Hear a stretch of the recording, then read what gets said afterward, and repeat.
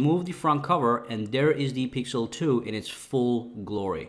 Now let me quickly cite some specs. The Pixel 2 comes with a Snapdragon 835 processor, 4 GB of RAM, and a 5-inch AMOLED display that has a resolution of 1080 by 1920, which is 1080p, bringing the pixels per inches to 441.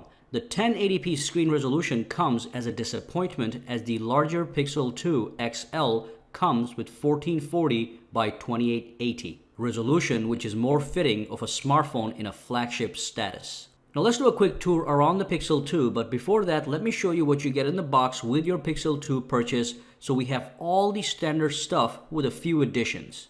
You obviously get the Pixel 2, you get a USB-C 18-watt wall charging plug, you get a USB-C to USB-C cable, you get a USB-C to 3.5mm headphone jack adapter, a quick start guide, and you get a little USB-C to regular USB adapter. Now let's do a tour around the Pixel and check out the hardware. On the front, the highlight is 2 stereo speakers that are going to make a lot of people happy. One of these speakers is on the top and one of them is on the bottom. On the right side, we have a power button and the volume rocker underneath it, and on the left side, we have the SIM card tray. And of course, on the back side, we have the fingerprint sensor, which is placed the way I like it, under the camera, and more importantly, centered and within easy reach of your finger.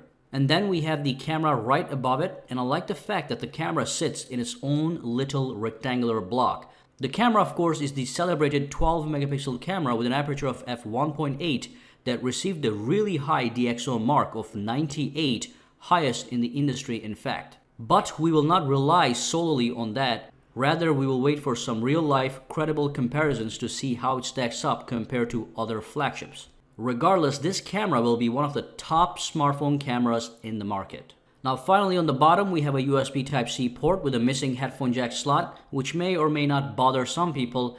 I personally don't care because I'm not obsessed with music 24/7, but I know some people do care. Luckily, we have a little adapter for backwards compatibility. My opinion on the build of this phone is favorable. It feels expensive, it feels solid. It's not built with full glass, nor is it as shiny as some of the other smartphones out there, hence it doesn't attract too many fingerprints on the rear. However, the Pixel 2 does not have wireless charging, which is another disappointing omission. And finally, as for design, Pixel 2 is not too ugly, but it's not too attractive. It's in the middle. It's not gonna win any design awards. Now let's dive in and take a look at the software. Alright, so here's the home screen of the Google Pixel 2. And basically, if you press and hold on the screen, you can access the wallpapers, the widgets, and the home settings. And if you tap on home settings, you can make some modifications to the home screen, of course. These are just some basic settings. But the one thing that I do want to talk about is the wallpapers, the live wallpapers. So as you can see, this live wallpaper, you can see the waves actually hitting the coast. And you have more wallpapers just like this. If you tap and hold on the screen, if you go to the wallpapers, you'll see what the current wallpaper is and you'll see a description. If you go down, you have all these different categories: come and play, come alive, keep looking, in the shadows. But the highlight here is the living universe wallpapers. If you tap this, you get access to a bunch of live wallpapers that look really, really nice. For example, tap on this one here. It says flying above, and you can actually see things happening within this wallpaper, such as these balloons over here moving in real time. Of course, it's not real live wallpaper, it is pre-recorded, but it still gives you a sense of life on your phone. And the good thing is, when you set one of these wallpapers and you operate your phone, there really is no lag. The phone is still snappy, still fast. And then if you pull up the phone like this, if you pull up, you get access to your app drawer. At the bottom, you have access to all your apps. On the top here, there's a row that is actually the frequently used apps. They're going to show up right here on this row. And on the top here, you can actually search for apps. If you have a lot of apps, you can just tap on this and you can just search for a particular app. Okay, so that's the app drawer. And then if you pull down from the top, you get access to your notifications panel and also your quick toggles. And if you look carefully here, there's an arrow that you can tap, and that expands the quick toggles. You can get access to full quick toggles. You can also tap that arrow to collapse the quick toggles. Of course, you can swipe up and down if you so desire. Now, if you go down, you can press this pen icon, and that allows you to edit your quick toggles. So if you don't need something, you can grab it and just put it over here, and then you're able to modify this section of your quick toggles. And of course on the top you've got the brightness slider. And let's tap and go to the settings really quick. Let's take a look around at the settings. Now if you tap on the battery here, you have a couple nice options. The one thing I like is it shows you the last full charge. So it shows you how long your battery lasted since your last full charge, on your last full charge. So that's a nice statistic to have. And if you scroll down, you have a power management block here that allows you to enable the battery saver. You can enable or disable the percentage meter that you see up here. So if I tap this, the percentage meter is gone. Tap it again, it's right there. And you have the adaptive brightness, which simply means automatic brightness. And then you have the sleep and the ambient display. I'm going to be talking about the ambient display in a minute. This is basically the display that is the equivalent of the always on display on some of the other phones like the Samsung Galaxy S8. And if you go down here, it's going to show you things like which app is using most of the power on your phone. Okay, so you can manage your battery life looking at these statistics. Let's go back in here. Let's go to display over here, and let's talk about the ambient display. Of course, you have the night light option, which is great for reading books at nighttime. It reduces strain on your eyes. But let's go down here and look over here. You can actually access the wallpapers from here as well. Okay, just so you know. Now, if you click advanced, you get more options. Over here, you have things like vivid colors, which if you disable, it's gonna actually reduce the quality of your colors when applicable. So if you enable this, I would just keep this enabled. So anytime it is this option is available, it's gonna kick in and it's gonna show more vivid colors. Now let's move down over here and talk about the ambient display. So this is one of the new features on the Google Pixel 2. If you tap this guy, you can actually enable the always on display, which means even when the screen of your phone is turned off, you will see something on the screen, which I'm going to show you in a second. You have this option here. You can enable or disable. Double tap to check phone. I'm going to show you what that means also in a second. And you can also enable this. So let's say your phone is turned off and you receive a notification. Your phone temporarily turns on and shows you that you got a notification. Now this is something I keep disabled because it does eat a little bit battery life. And this also will be eating battery life. It even says it right here. It says if you enable this option, you're going to suffer from increased battery usage. Anyway, let me turn the phone off so you can see the ambient display really quick. And that's it. So you get the time, you get the date, and you get access to some notifications such as text messages, email, missed phone calls, and other stuff that you may receive. Now, I talked about this is going to be like this all the time. So this is going to remain on at all times. This is the ambient display. Now, the other thing is, if you double tap on the screen, it wakes up the phone and you can actually unlock it to go inside.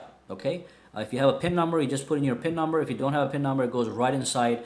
And that's what this is. Double tap to check phone. All right? Which is a very nice option. I like the fact that the phone is sitting flat on the table. I can just tap it to see if anything is happening. So that's the new ambient display. And the other thing I'm going to talk about is kind of hidden over here. It's the new squeeze functionality. It's called the Active Edge on the Google Pixel 2. Basically what you can do is you can squeeze the edges of your phone and it brings up Google Now. Now the funny thing is the squeeze functionality is built to the bottom half of the phone. So on the top half, if you squeeze this area, nothing happens. But if you squeeze the bottom half, that's when the Active Edge gets triggered. Now let's go back in here and take a look at that. You have to go to the system. You have to go to language, input, and gestures. And then you tap on advanced and it's going to show you gestures Active Edge. You tap it and here it is. Now the reason they built the squeeze functionality to the bottom half of the phone is because they don't want you to be pressing the power button and the volume rocker by mistake. But you can basically enable the sensitivity of the squeeze. So if I squeeze now, you'll see a feedback from the phone. There you go. Okay.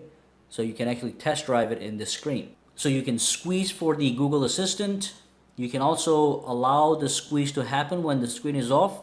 And you can squeeze for silence. So if somebody is giving you a call, let's say you receive an incoming call, if you squeeze your phone like this, it's going to silence that phone call. It's not going to decline the phone call. It's not going to accept the phone call. It's going to silence the phone call. Let me demonstrate how the squeeze for assistant works. All right, so what I'm going to do right now is I'm going to squeeze the phone from the sides on the bottom half, and it's going to bring up Google Assistant, and I'm going to ask Google Assistant a quick question just to demonstrate how this thing works. What's the weather like right now in New York? Right now in New York City, it's 72 and sunny. Alright, so that's basically the active edge. You squeeze the phone. Is Best Buy open right now in Delaware? There are a few Best Buy locations. Here are their business hours for today. So the whole point is to give you quick and easy access to something that they think you'll be using often, which is the Google Assistant. Now one more thing, if your phone is actually turned off, you can still invoke the Google Assistant by squeezing the side of your phone. But if you have a PIN number, you can still ask a question, but to get the answer, you have to actually unlock the phone. Let me show you what I'm talking about. So let's turn that off, the phone off right here. Let's squeeze the phone. What's the weather like right now in New York? And boom, it's asking for your passcode to go in and actually give you the answer. If you don't have a passcode, it'll give you the answer on the spot. If you have a passcode, you have to unlock your phone. Alright, so that is the active edge functionality. Now beyond that, it is everything is just kind of obvious. You know, you can add widgets, you can add live wallpapers. Like I said, press and hold on the screen to make those modifications. If you tap on widgets, you have access to some nice pre-built widgets that actually are well designed. There you go.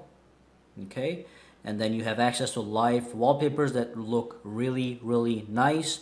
You've got your app drawer, and you've got your notifications panel and all that good stuff. And of course, if we go into the settings really quick, and if we scroll all the way down, again go to the system, you'll see that the system says it is in fact running Android 8.0, which is what we've been traversing this whole time. And you can always get system updates if there's anything available from here.